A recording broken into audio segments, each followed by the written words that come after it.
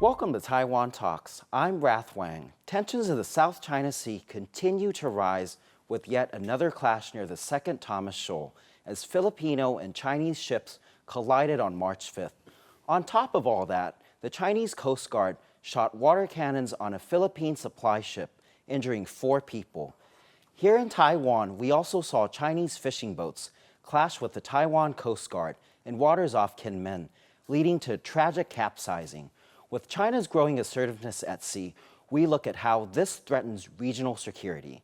Joining us today are Tony Hu, former U.S. Department of Defense Senior Director for China, Taiwan, and Mongolia; Ting-sheng, Institute for National Defense and Security Research, Deputy Chief Executive Officer.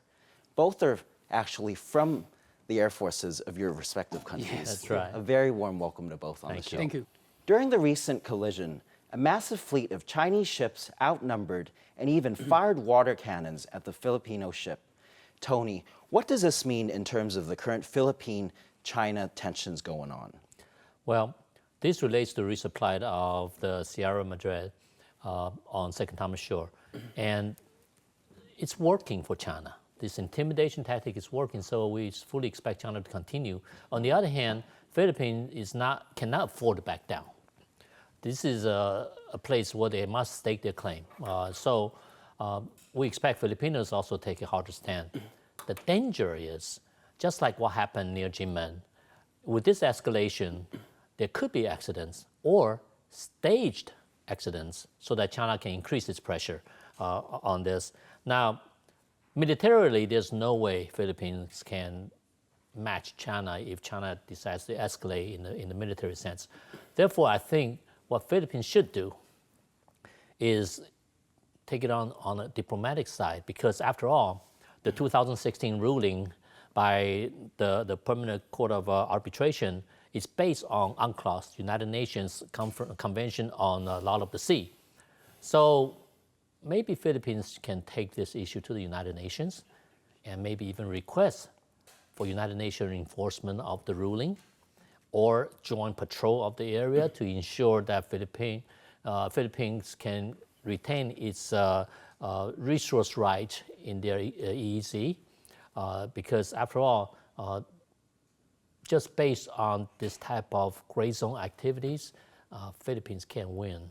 And I fully expect China to elevate, escalate, and continue to use these gray zone tactics to keep the Filipinos out of their own EEZ.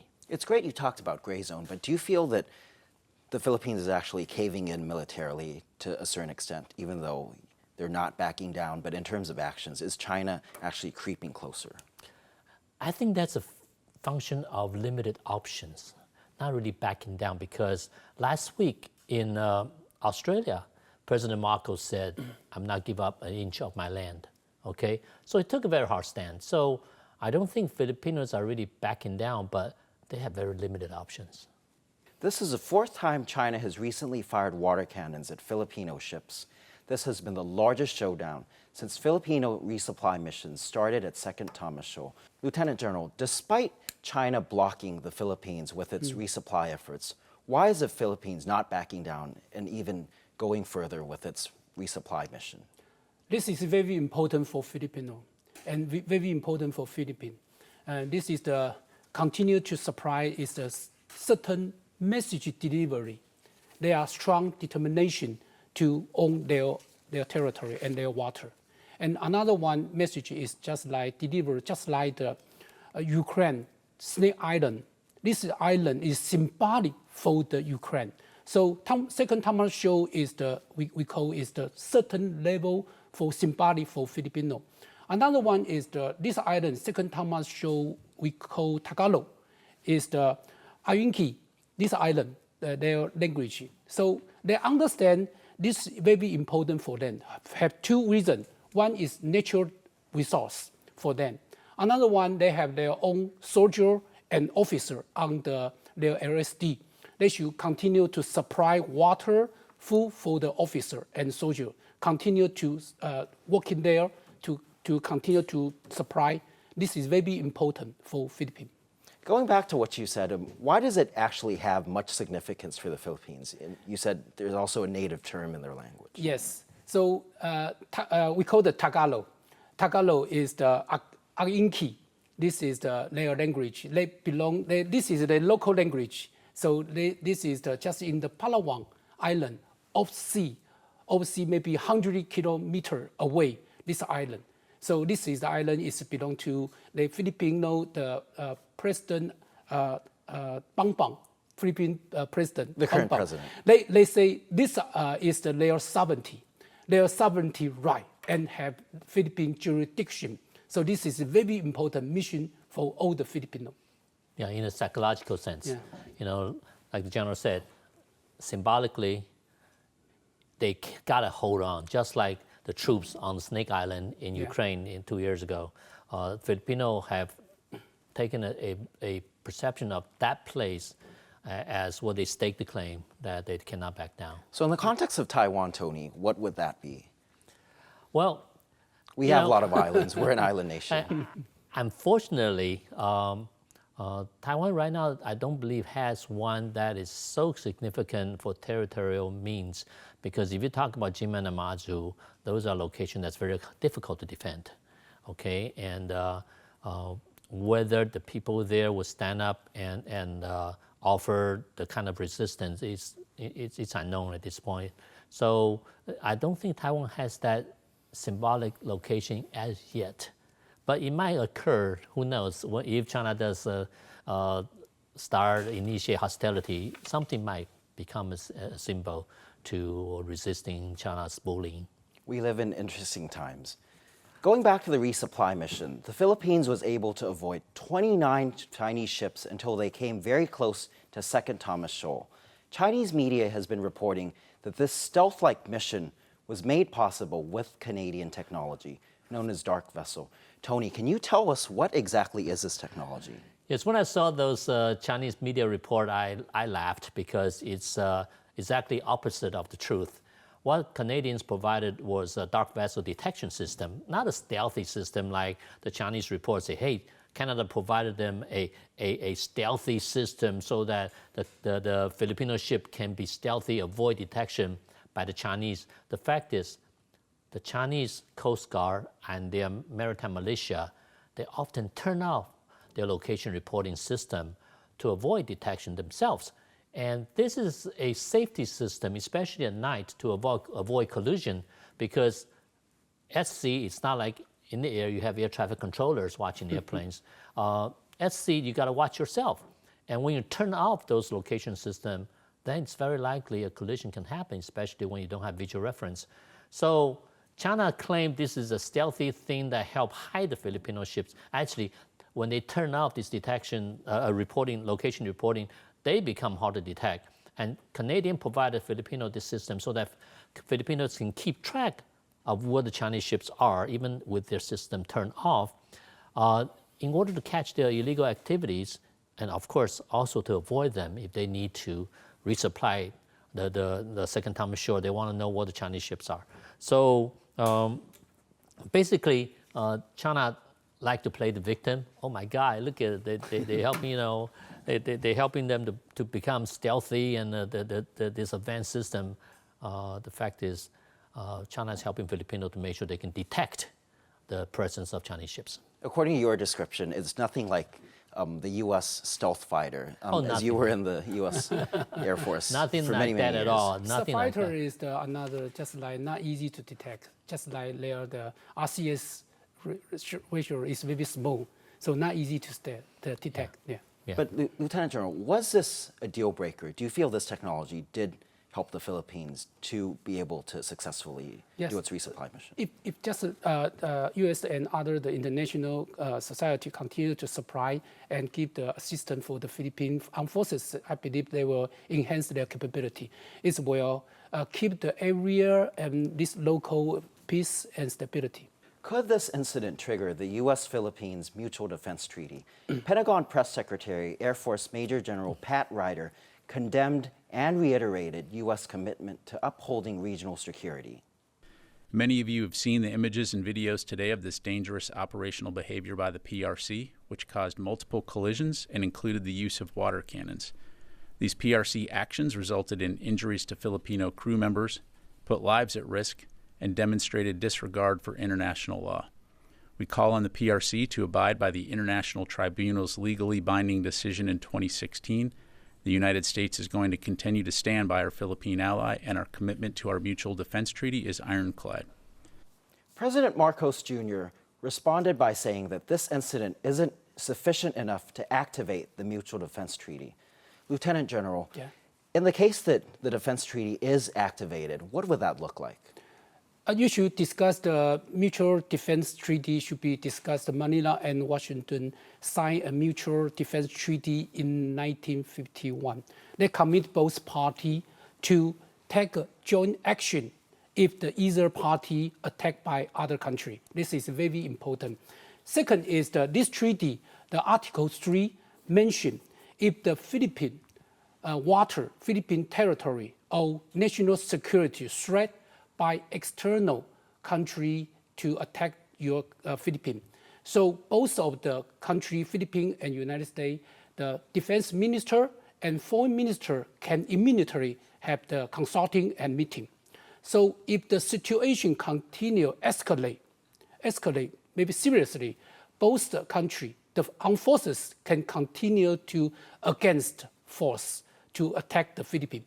So this is very important symbolic. So we call this is a collective defense systems. Do you think we'll get to that? Yes, I believe that due to nowadays, especially the authoritarian regime and freedom regime.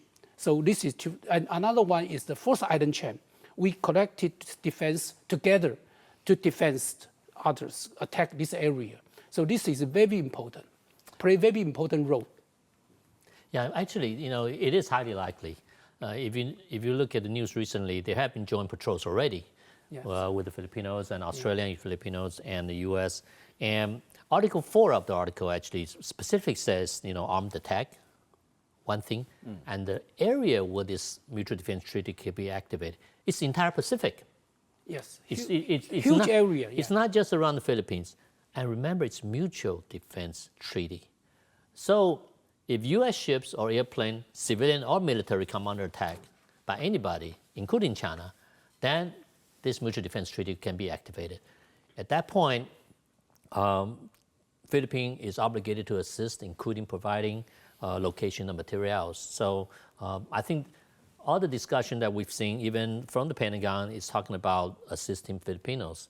But if there were ever an incident where U.S. comes to help Philippines or help Taiwan, and they came under attack by the Chinese, then this will also be triggered.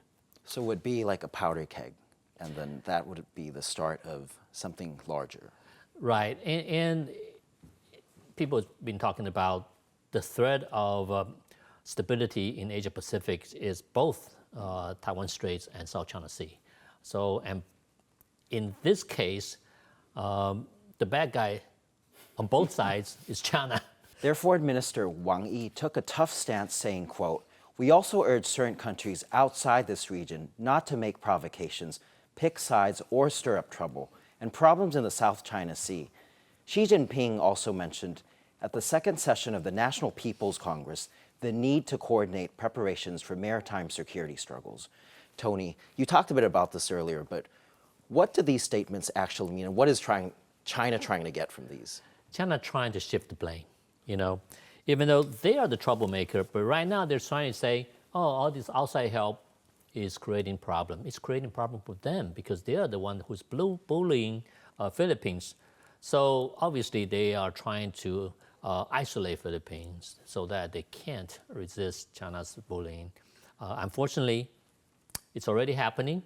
People are coming to Filipinos' help because people want to enforce that 2016 Permanent Court of Arbitration's decision, and countries should follow UNCLOS on those rulings.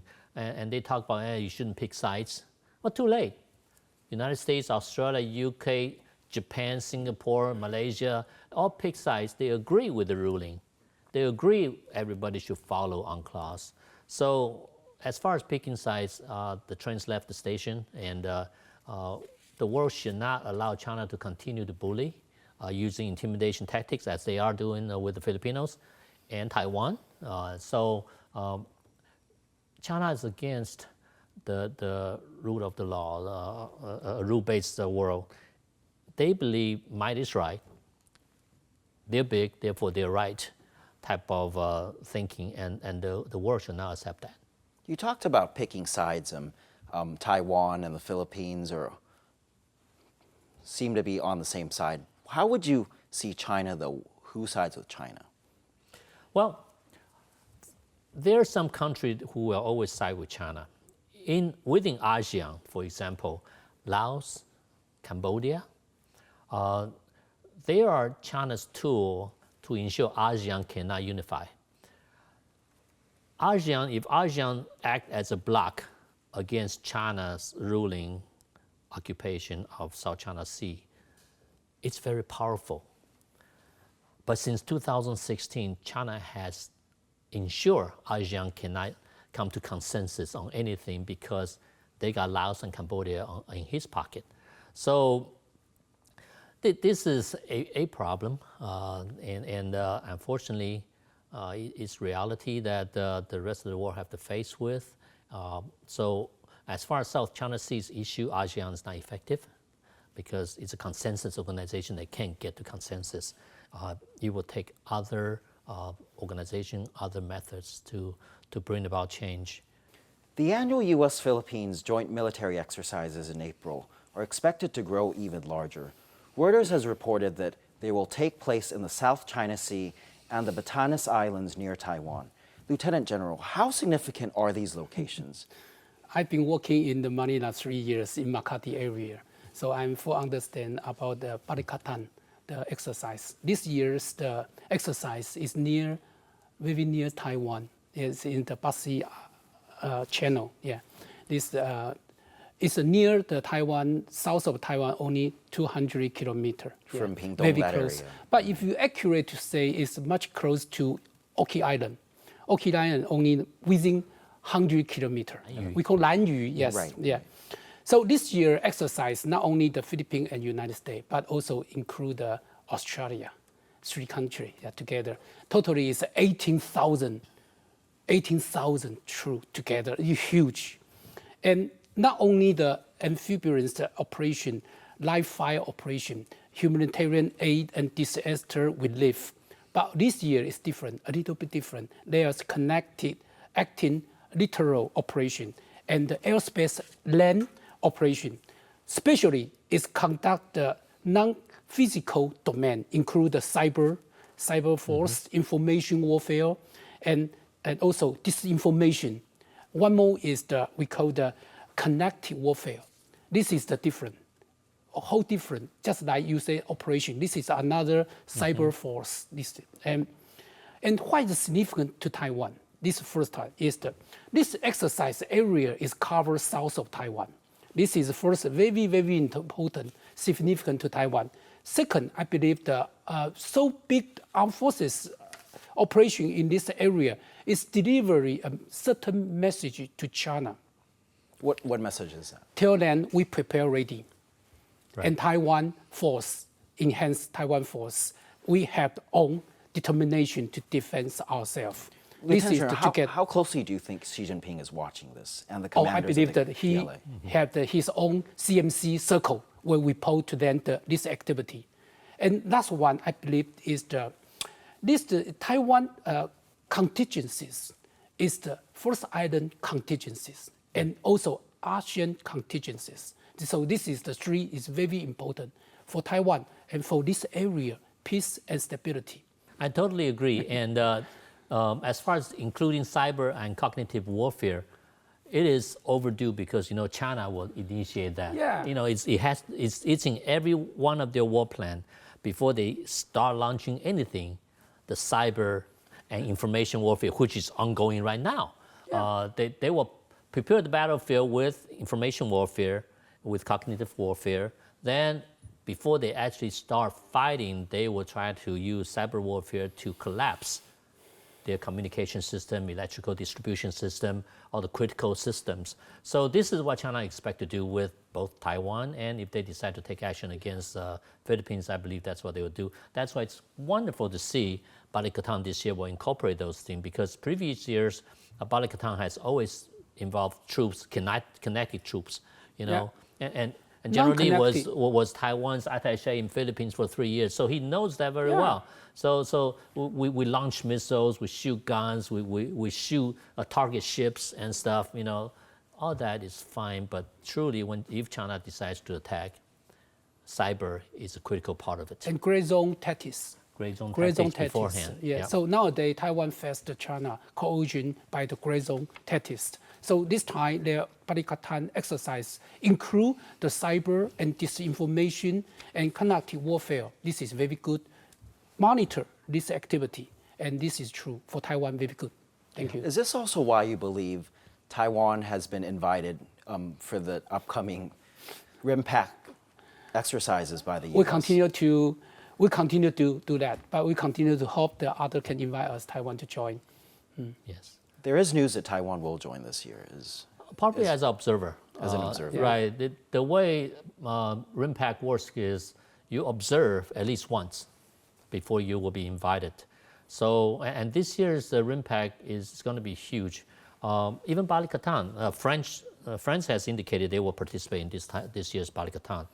And as far as RIMPAC, right now, Germany, Spain, and France are sending aircraft, I mean a RIMPAC exercise, right? And the Italians, they have 2 carrier battle group. They're sending one of the carrier battle group to RIMPAC by going through South China Sea. So they also, and the Italian defense minister stated, they want to ensure there's peace and stability in the Asia-Pacific region. That's why they're sending their carrier battle group such a long way to the Asia-Pacific region. So this year's RIMPAC, we will see a lot more participants, and the focus, once again, is how to maintain peace and stability in the Asia-Pacific region. And the only country that's stirring up problem with peace and stability in the Asia-Pacific region is China. So obviously, you know, you don't even have to guess what those objective, what the target is for those type of exercises. So the increased participation of more countries is because of the elephant in the room, as you mentioned. Absolutely. And the Europeans' newfound interest.